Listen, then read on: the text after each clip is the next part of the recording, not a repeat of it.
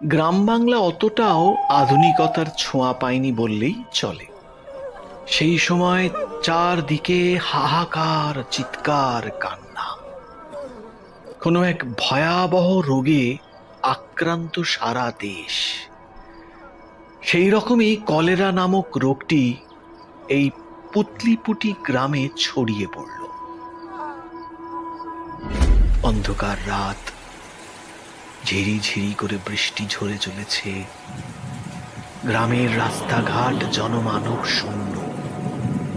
কেবলমাত্র দুটি প্রাণী জঙ্গলের পথ দিয়ে হেঁটে চলেছে সেই শ্যাওলা দিঘির দিকে।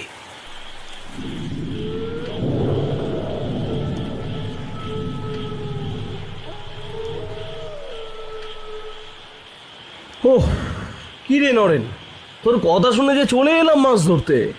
আর কতখানি? হেঁটে হেঁটে তো পায়ে খাল ধরে গেল। উফ, কতটা আর? আরে আয় না, আর একটুখানি আছে। ওহ, একটু একটু করে তো 2-3 কিমি তো হাঁটিয়েই ফেললি। কোথায়? সেই তো শ্যাওলা দিঘি। আর একটুখানি চলেই এসছে। নরেন আর গদাই গ্রামের দুজন সাহসী জেলে। এইখানে সেইখানে রাত বিরেতে মাছ ধরে বেড়ায়। আর সেই মাছ ভোরের বেলা বাজারে হাটে বিক্রি করে 2 পয়সা ইনকাম করে সংসার চালায়। সাধারণত এই গ্রামে সকলেই নদী, পুকুর, নালা থেকে মাছ ধরে সংসার চালায়। আর গ্রামের কিছু সাহসী জেলে মাছ ধরতে আসে এই শ্যাওলা দিঘিতে। মাঝে মাঝেই এই শ্যাওলা দিঘির আশপাশ থেকে মানুষের ছিন্ন বিচ্ছিন্ন দেহ পাওয়া যায়। অনেকে বলে এই শ্যাওলা দিঘিতে নাকি ভূতের আনাগোনা আছে।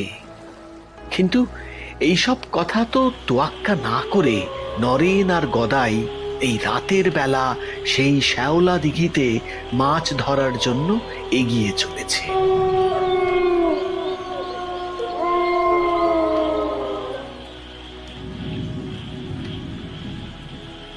ওই তো, ওই সামনেই দেখা যাচ্ছে, দেখ।